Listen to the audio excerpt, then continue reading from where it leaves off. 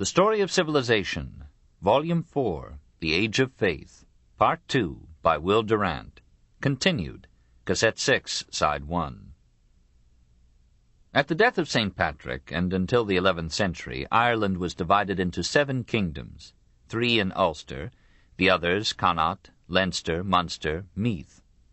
Normally these kingdoms fought among themselves, for lack of transport to wider spheres of strife.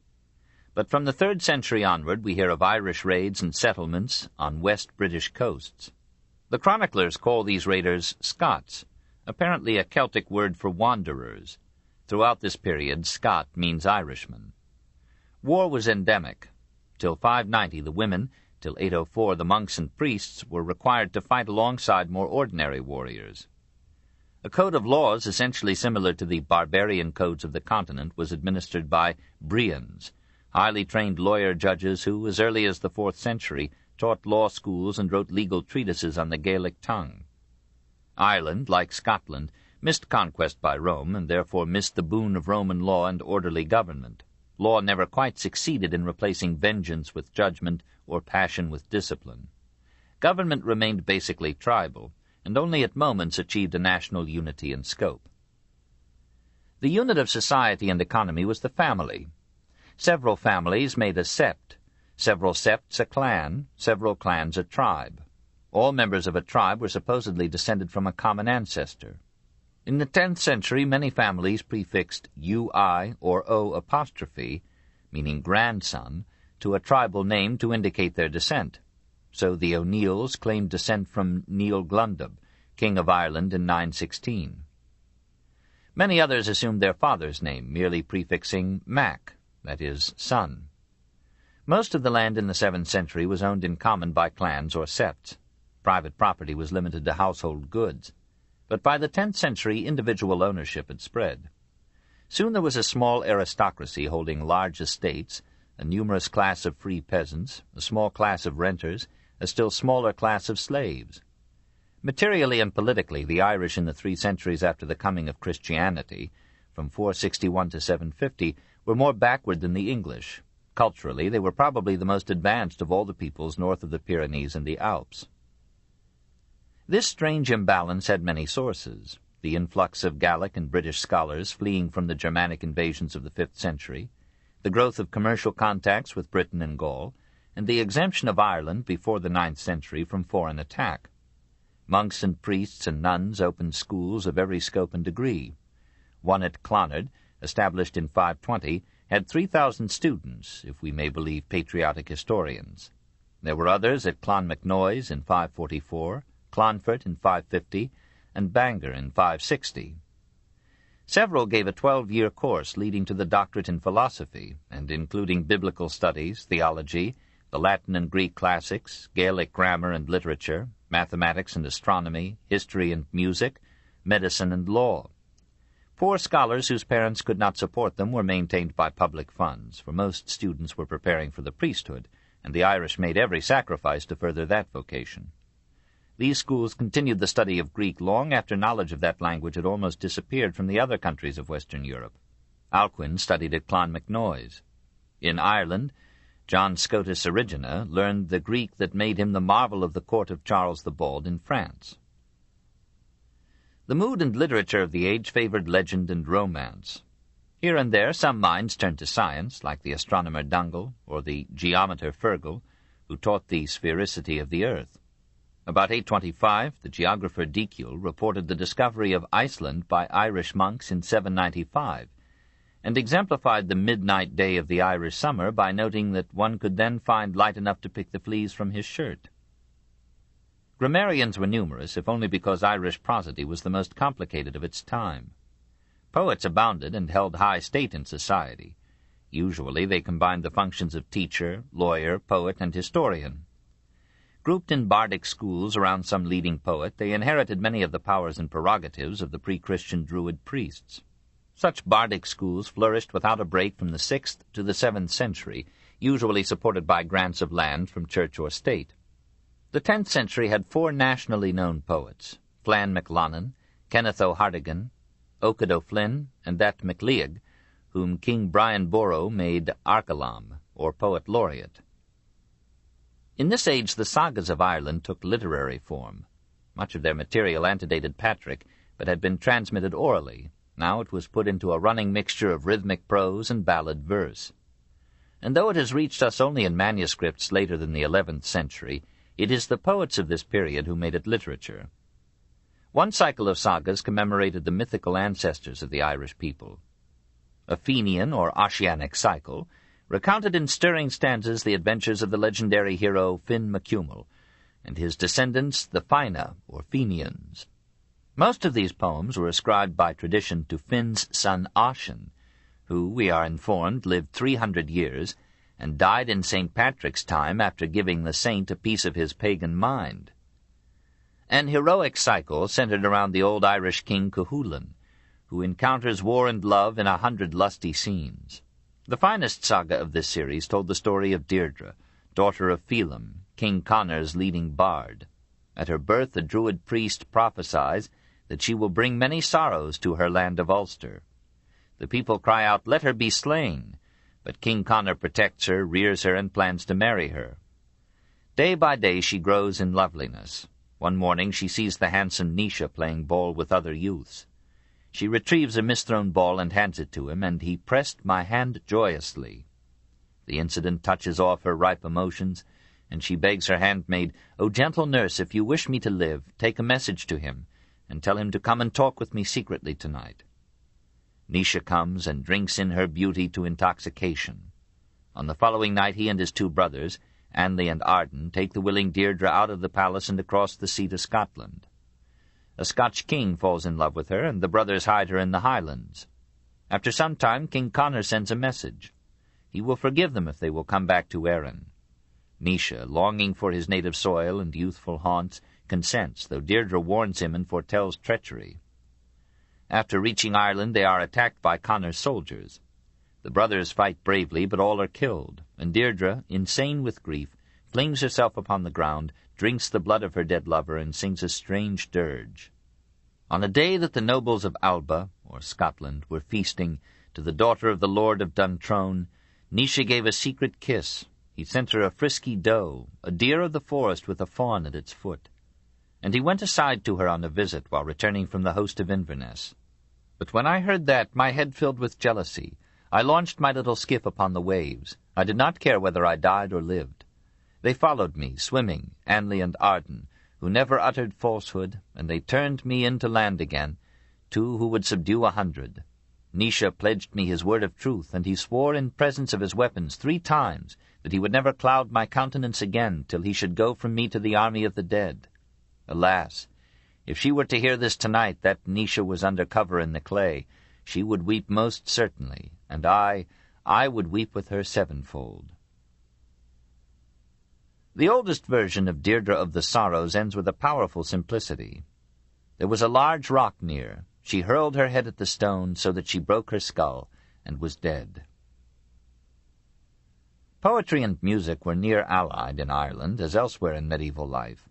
Girls sang as they wove or spun or milked the cow. Men sang as they plowed the field or marched to war. Missionaries strummed the harp to muster an audience. The favorite instruments were the harp, usually of 30 strings, plucked with the fingertips, the tympan, an 8-string violin played with plectrum or bow, and the bagpipe, slung from the shoulder and inflated by the breath. Giraldus Cambrensis, in 1185, judged the Irish harpers the best he had ever heard, a high tribute from music-loving Wales. The finest product of Irish art in this period was not the famous Ardic chalice, circa 1000, an astonishing union of 354 pieces of bronze, silver, gold, amber, crystal, cloisonné enamel, and glass. It was the Book of Kells, the 4 Gospels in vellum done by Irish monks at Kells in Meath, or on the Isle of Iona in the 9th century, and now the prized possession of Trinity College, Dublin. Through the slow intercommunication of monks across frontiers, Byzantine and Islamic styles of illumination entered Ireland, and for a moment reached perfection there. Here, as in Moslem miniatures, human or animal figures played an insignificant role. None was worth half an initial. The spirit of this art lay in taking a letter or a single ornamental motive out of a background of blue or gold and drawing it out with fanciful humor and delight till it almost covered the page with its labyrinthine web. Nothing in Christian illuminated manuscripts surpasses the Book of Kells. Gerald of Wales, though always jealous of Ireland, called it the work of angels masquerading as men. As this golden age of Ireland had been made possible by freedom from the Germanic invasions that threw the rest of Latin Europe back by many centuries, so it was ended by such Norse raids as in the 9th and 10th centuries annulled in France and England the progress so laboriously made by Charlemagne and Alfred. Perhaps the news had reached Norway and Denmark, both still pagan, that the Irish monasteries were rich in gold, silver, and jewelry, and that the political fragmentation of Ireland forestalled united resistance. An experimental raid came in 795, did little damage, but confirmed the rumor of this unguarded prey.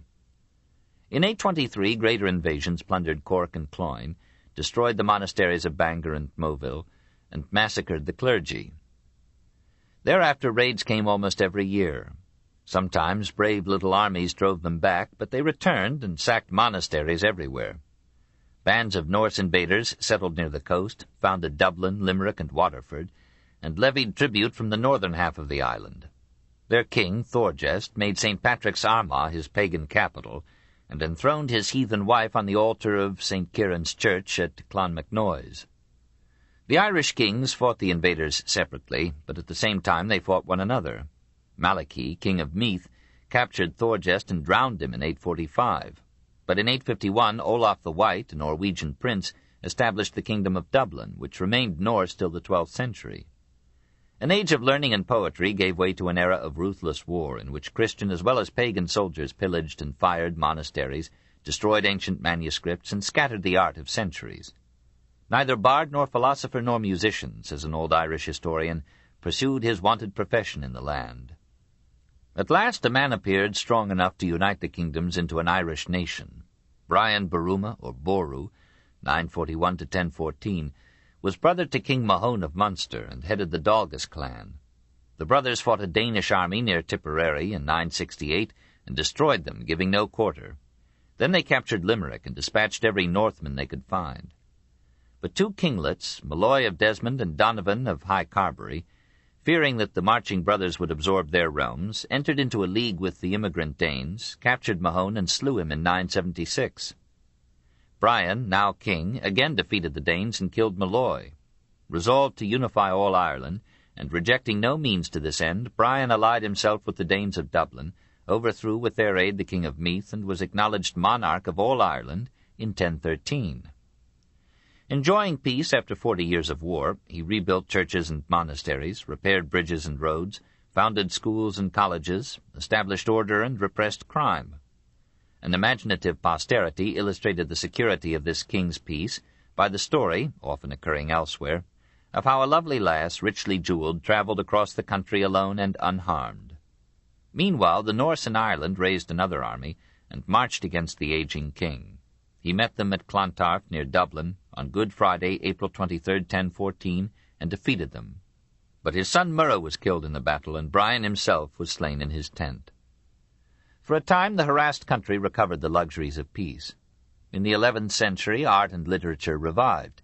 The Book of Leinster and the Book of Hymns almost equaled the Book of Kells in splendor of illumination. Historians and scholars flourished in the monastic schools. But the Irish spirit had not yet been tamed. The nation again divided into hostile kingdoms and spent its strength in civil war. In 1172, a handful of adventurers from simple matter to conquer, another matter to rule, the island of doctors and saints. 4. Scotland, 325 to 1066. Late in the 5th century, a tribe of Gaelic Scotai from the north of Ireland migrated to southwestern Scotland and gave their name first to a part, then to all of the picturesque peninsula north of the Tweed. 3 other peoples contested the possession of this ancient Caledonia: the Picts, a Celtic tribe established above the Firth of Forth; the Britons, refugees from the Anglo-Saxon invasion of Britain, settled between the river Derwent and the Firth of Clyde; and the Angles, or English, between the river Tyne and the Firth of Forth. From all these the Scottish nation was formed, English in speech, Christian in religion, as fiery as the Irish, as practical as the English, as subtle and imaginative as any Celt. Like the Irish, the Scotch were loath to relinquish their kinship organization to replace the clan by the state. The intensity of their class conflicts was rivaled only by their proud loyalty to their clan and their tenacious resistance to foreign foes.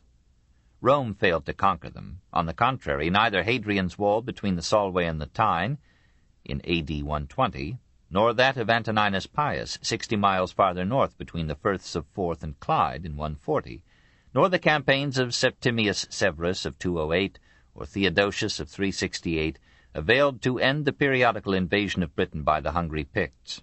By 617 the Saxons under Edwin, king of Northumbria, captured the hill stronghold of the Picts and named it Edinburgh.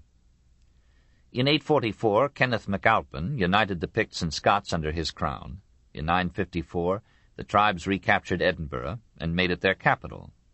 In 1018 Malcolm II conquered Lothian, the region north of the Tweed, and merged it with the realm of the Picts and Scots. Celtic supremacy seemed assured, but the Danish invasions of England drove thousands of English into South Scotland and poured a strong Anglo-Saxon element into the Scottish blood.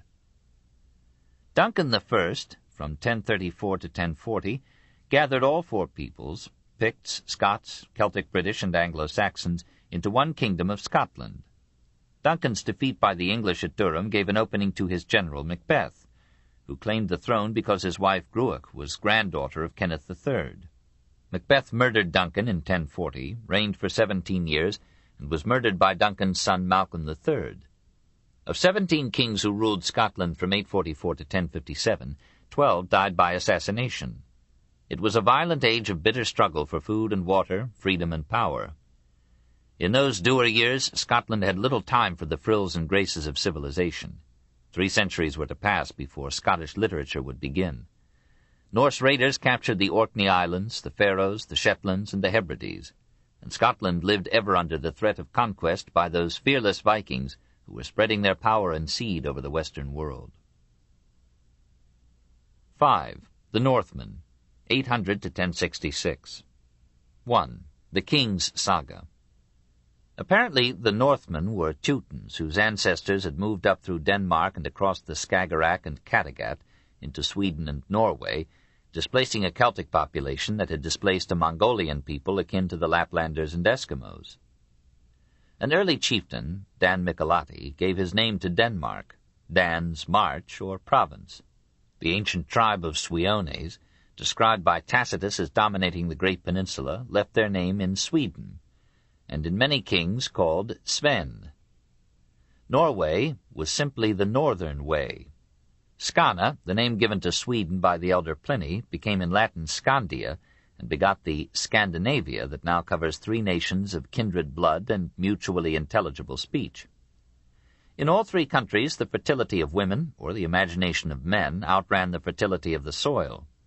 The young or discontent took to their boats and prowled about the coasts for food, slaves, wives, or gold. And their hunger acknowledged no laws and no frontiers. The Norwegians overflowed into Scotland, Ireland, Iceland, and Greenland, the Swedes into Russia, the Danes into England and France. Life's brevity forbids the enumeration of gods or kings.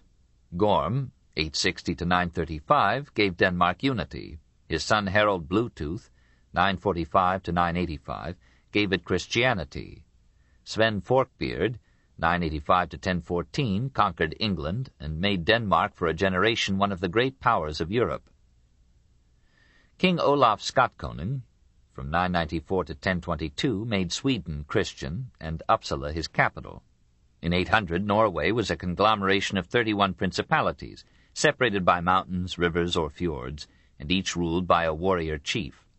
About 850, one such leader, Halfdan the Black, from his capital at Trondheim, subdued most of the others and became Norway's first king.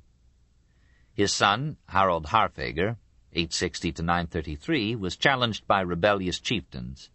The Gidda, whom he wooed, refused to marry him until he should conquer all Norway. He vowed never to clip or comb his hair till it was done. He accomplished it in 10 years, married Gidda and 9 other women, cut his hair, and received his distinguishing name, the Fair-Haired. One of his many sons, Håkon the Good, from 935 to 961, ruled Norway well for 27 years. Peace lasted so long, complained a Viking warrior, that I was afraid I might come to die of old age within doors on a bed.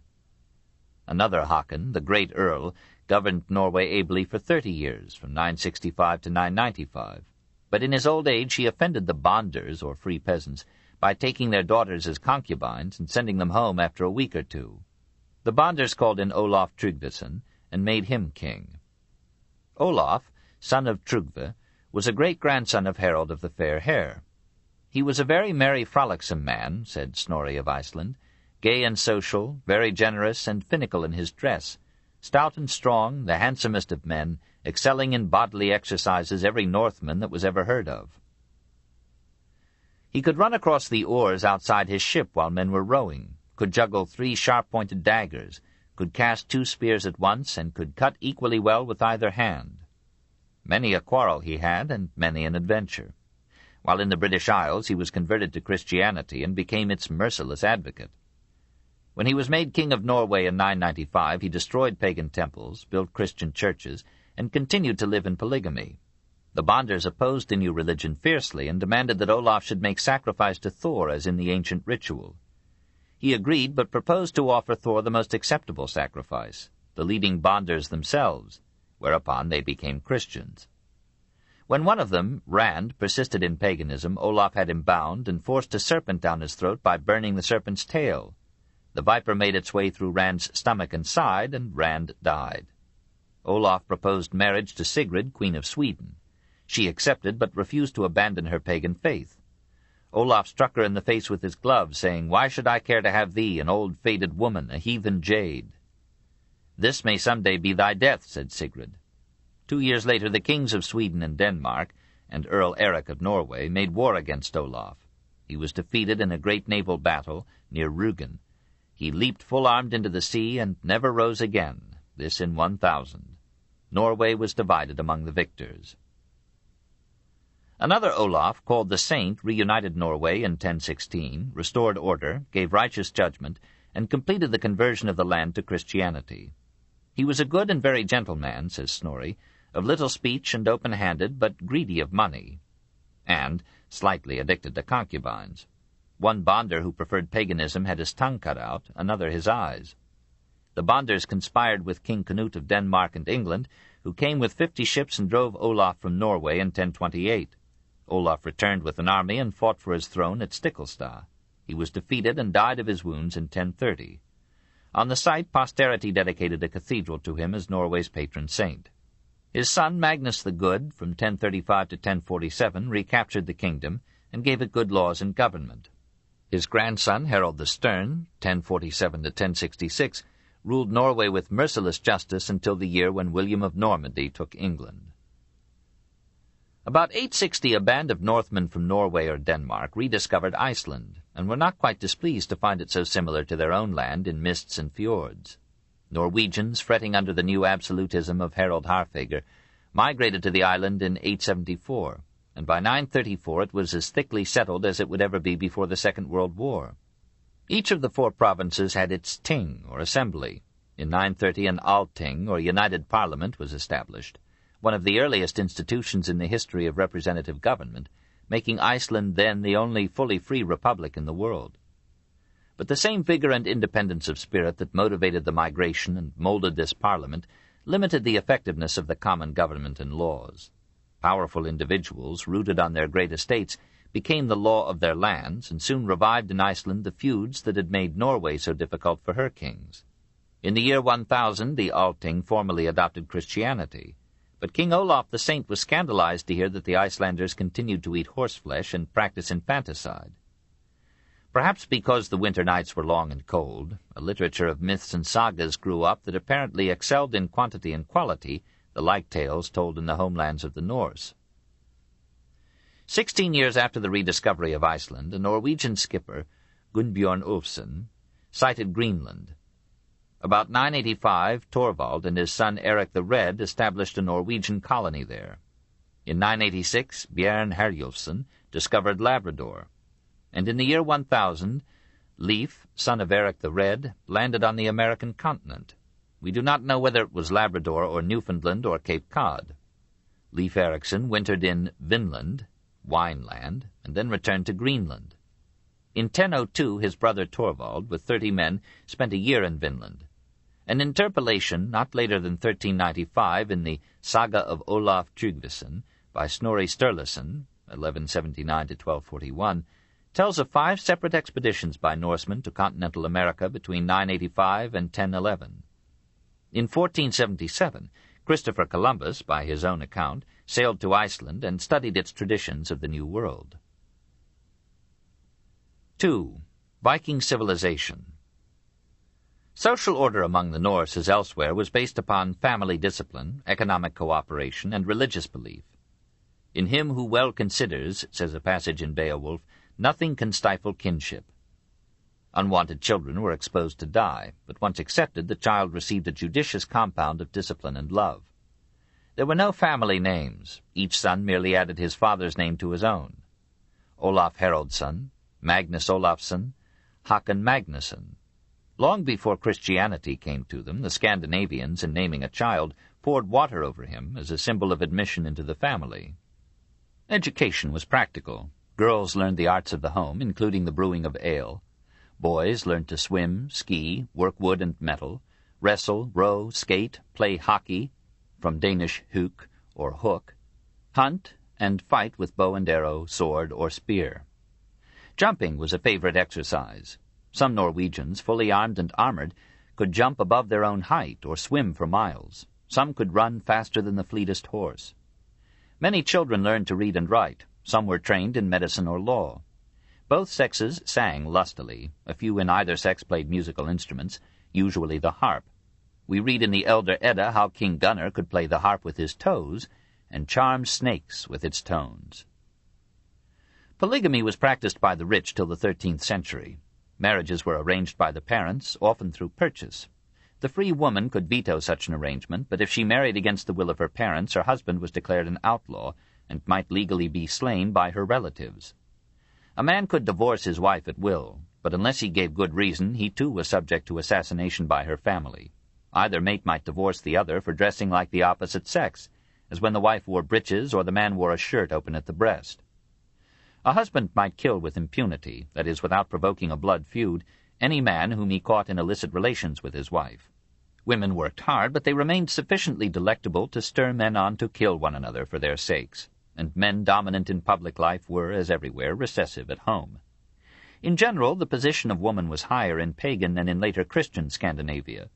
She was the mother not of sin, but of strong, brave men.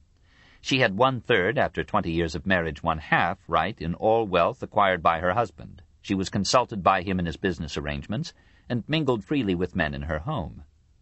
Work was held in honor, and all classes shared in it. Fishing was a major industry, and hunting was a necessity rather than a sport.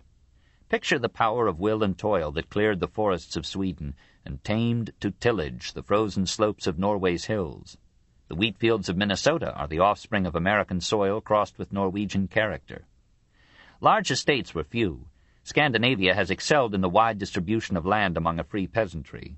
An unwritten insurance softened disaster. If a farmer's house burned down, his neighbors joined him in rebuilding it. If his cattle were destroyed by disease or an act of God, they contributed to his flocks a number of animals equal to half his loss. Nearly every Northman was a craftsman, especially skilled in wood. The Norse were backward in using iron, which came to them only in the 8th century. But then they made a variety of strong and handsome tools, weapons, and ornaments of bronze, silver, and gold. Shields, damascened swords, rings, pins, harness were often objects of beauty and pride. Norse shipwrights built boats and warships not larger, but apparently sturdier, than those of antiquity. Flat-bottomed for steadiness, sharp in the bow to ram the enemy, 4 to 6 feet deep, 60 to 180 feet long, propelled partly by a sail, mostly by oars, 10, 16, or 60 to a side. These simple vessels carried Norse explorers, traders, pirates, and warriors down the rivers of Russia to the Caspian and Black Seas, and over the Atlantic to Iceland and Labrador. The Vikings divided themselves into jarls, or earls, bondi, or peasant proprietors, and thralls, or slaves. And, like the guardians in Plato's Republic, they sternly taught their children that each man's class was a decree of the gods, which only the faithless would dare to change. Kings were chosen from royal blood, the provincial governors from the jarls. Along with this frank acceptance of monarchy and aristocracy as natural concomitants of war and agriculture went a remarkable democracy by which the landowners acted as legislators and judges in a local husting, or meeting of the householders, a village mote, a provincial ting or assembly, and a national alting or parliament. It was a government of laws and not merely of men. Violence was the exception, judgment the rule. Feud, revenge, incarnadined the sagas, but even in that Viking age of blood and iron, the Wergild was replacing private vengeance, and only the sea rovers were men with no law but victory or defeat. Harsh punishments were used to persuade to order and peace men hardened by the struggle with nature. Adulterers were hanged or trodden to death by horses. Incendiaries were burned at the stake. Parricides were suspended by the heels next to a live wolf similarly hung. Rebels against the government were torn asunder by horses driven apart, or were dragged to death behind a wild bull. Perhaps in these barbarities the law had not yet replaced, but only socialized revenge. Even piracy at last gave way to law. The robbers subsided into traders and substituted wits for force.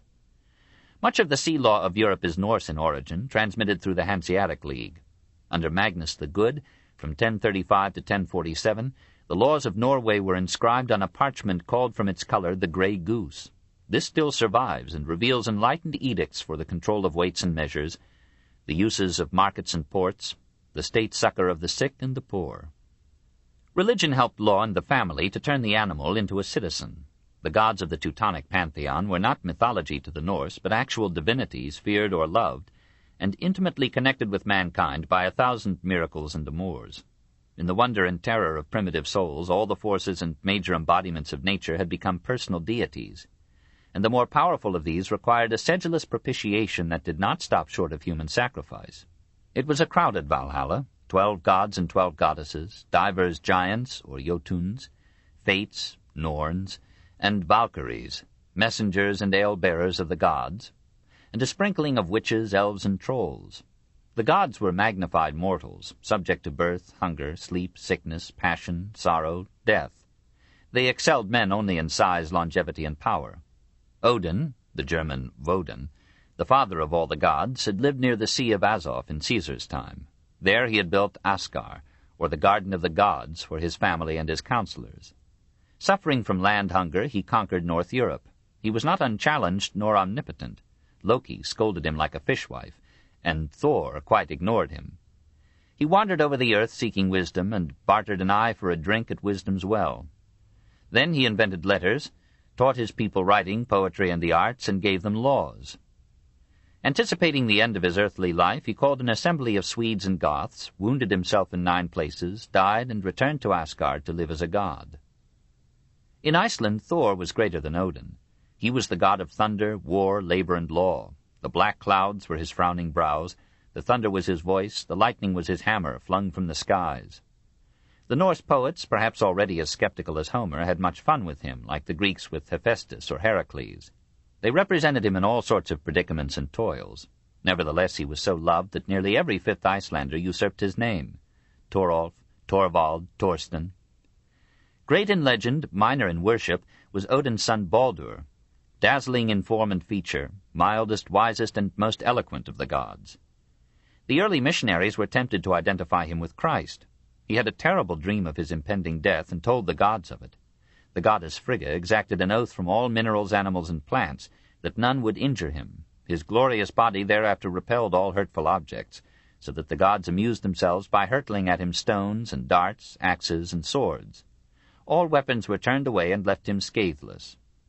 But Frigga had neglected to pry an oath of innocuousness from a little shrub called mistletoe, as being too feeble to hurt any man. Loki, the irreverent mischief-maker among the gods, cut off a twig of it and persuaded a blind deity to throw it at Baldur. Pierced with it, Baldur expired. His wife Nep died of a broken heart and was burned in the same pyre with Baldur and his gorgeously caparisoned horse. The Valkyries, choosers of the slain, were empowered to decree the death date of each soul. Those men who died basely were thrust down into the realms of Hel, the goddess of the dead. Those who died in battle were led by the Valkyries to Valhalla, Hall of the Chosen. There, as favorite sons of Odin, they were reincarnated in strength and beauty to spend their days in manly battle and their nights in drinking ale. But, says late Norse mythology, the time came when the Jotuns, monstrous demons of disorder and destruction, declared war upon the gods and fought with them to mutual extinction. In this twilight of the gods all the universe fell to ruin, not merely sun and planets and stars, but at the last Valhalla itself, and all its warriors and deities. Only hope survived, that in the movement of slow time a new earth would form, a new heaven, a better justice, and a higher god than Odin or Thor. Perhaps that mighty fable symbolized the victory of Christianity and the hardy blows that two Olafs struck for Christ. Or had the Viking poets come to doubt and bury their gods? It is a marvelous mythology, second only to the Greek in fascination. The oldest form in which it has come down to us is in these strange poems to which error has given the name of Edda. The word first occurs in a 10th century fragment where it means a great-grandmother. By some prank of time it came to mean the technical laws of Norwegian prosody, and was so used by Snorri Sturluson when in 1222 he wrote under that title a treatise on Norse mythology and the poetic art. This we know as the Prose or Younger Edda. In 1643 a bishop discovered in the Royal Library of Copenhagen a manuscript containing some old Icelandic poems.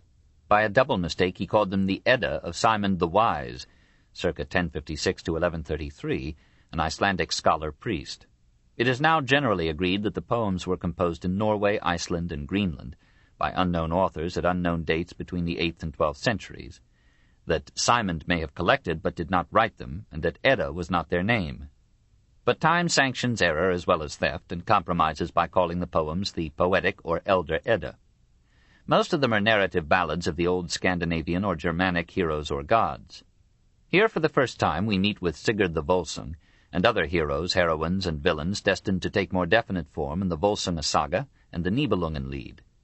The most powerful of the Edda poems is the Voluspa, wherein the prophetess Völva describes with somber and majestic imagery the creation of the world, its coming destruction, and its ultimate regeneration. In quite different style is the High One's Lay, in which Odin, after meeting all sorts of conditions and men, formulates his maxims of wisdom, not always like a god. Much too early I came to many places, or too late. The beer was not yet ready, or was already drunk. The best drunkenness is when everyone after it regains his reason. In a maiden's words none should place faith, nor in a woman's, for guile has been laid in their breasts. This I experienced when I strove to seduce that discreet maiden, nor of that damsel gained I aught. At eve the day is to be praised, a sword after it is tested, a woman after she is cremated.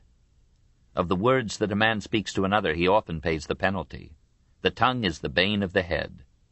Even in 3 words quarrel not with the worse man. Often the better man yields when the worse strikes. He should rise early who covets another's property or wife. Moderately wise should a man be, not overwise. Let no man know his destiny beforehand, thus will his mind be most free from care. A wise man's heart is seldom glad. One's home is best, small though it be. Best is one's hearth and the sight of the sun. Probably the poems of the Elder Edda were preserved by word of mouth until the 12th century, when they were put into writing. In the Viking age, letters were runes, as in North Germany and Anglo-Saxon England. These 24 symbols, literally mysteries, constituted an alphabet roughly formed on Greek and Latin cursive scripts. Literature, however, could in that age dispense with letters. Minstrel skalds composed, memorized, recited, and orally transmitted their lays of the Teutonic gods, and of that heroic age, from the 4th to the 6th century, when the Germanic peoples spread their power over Europe. Sturluson and others preserved some fragments of the lays, and the names of many skalds. The most famous of these was Sighvat Thordarson, who served St. Olaf as court poet and candid counselor. Another, Egil Skallagrimsson, from 900 to 983, was the leading figure of his time in Iceland, a mighty warrior, an individualistic baron, a passionate poet.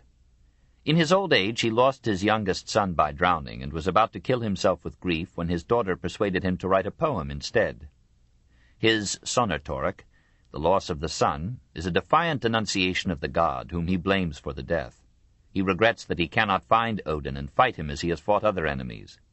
Then a softer mood comes as he reflects that the gods have given him not only sorrow, but the gift of poesy. Reconciled, he resolves to live and resumes his high seat in the councils of his country. The literature of Scandinavia in this period doubtless exaggerates the violence of Viking society, as journalism and history, luring the reader with the exceptional, miss the normal flow of human life. Nevertheless, the hard conditions of early Scandinavia compelled a struggle for existence in which only men of the toughest fiber could survive. And a Nietzschean ethic of unscrupulous courage rose out of ancient customs of feud and revenge and the lawless piracy of ungoverned seas. "Tell me what faith you are of," one Viking asked of another. "I believe in my own strength," was the reply. Gold Harald wanted the throne of Norway and proposed to get it by force. His friend Hakon advised him, "Consider with thyself what thou art man enough to undertake, for to accomplish such a purpose requires a man bold and firm, who will stick at neither good nor evil to accomplish what is intended." Some of these men found such pleasure in battle as almost anesthetized their wounds. Some went into a battle frenzy known as berserksganger, the berserk's way. The berserkers, bare-shirters, were champions who rushed into combat without shirts of mail, and fought and howled like animals, bit their shields in fury, and then, the battle over, fell into a coma of exhaustion. Only the brave would enter Valhalla, and all sins would be forgiven to him who died for his group in war.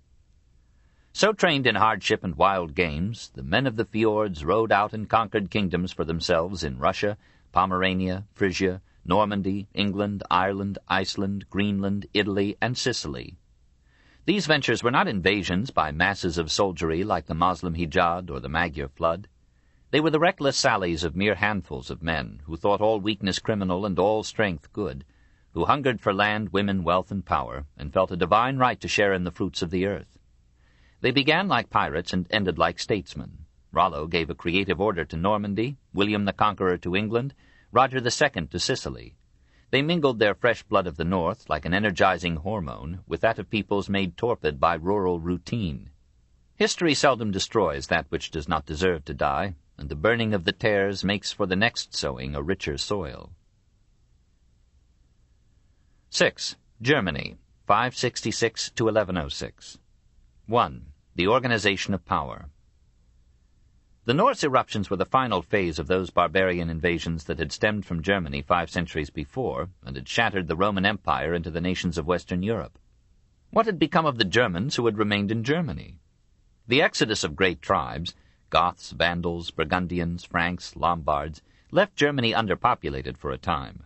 The Slavic Wends moved westward from the Baltic states to fill the vacuum, and by the 6th century the Elbe was the ethnic, as it is at present the political, frontier between the Slavic and the Western world.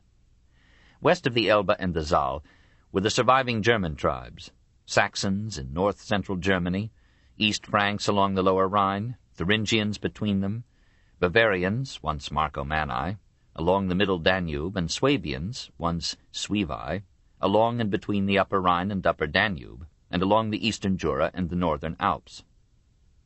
There was no Germany, only German tribes. Charlemagne for a time gave them the unity of conquest and the essentials of a common order, but the collapse of the Carolingian Empire loosened these bonds, and until Bismarck, tribal consciousness and local particularism fought every centralizing influence and weakened a people uncomfortably shut in by enemies, the Alps and the sea.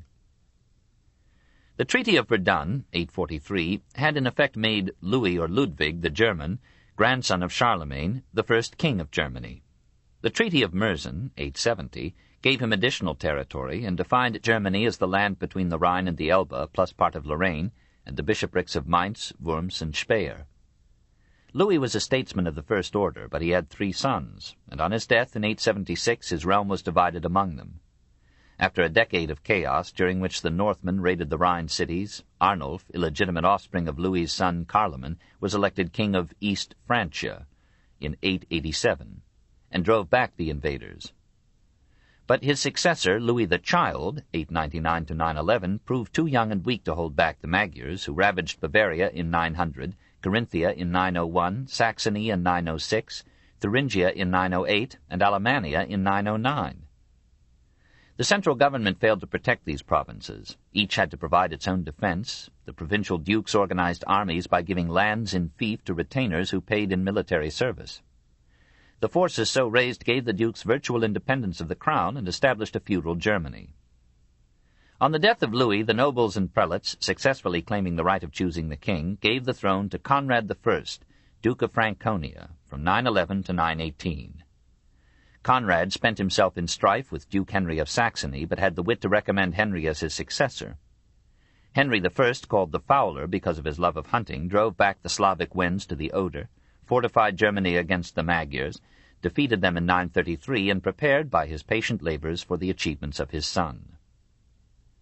Otto I, the Great, from 936 to 973, was the Charlemagne of Germany. This book is continued at this point on the other side of this cassette. Please reverse or turn the cassette over now.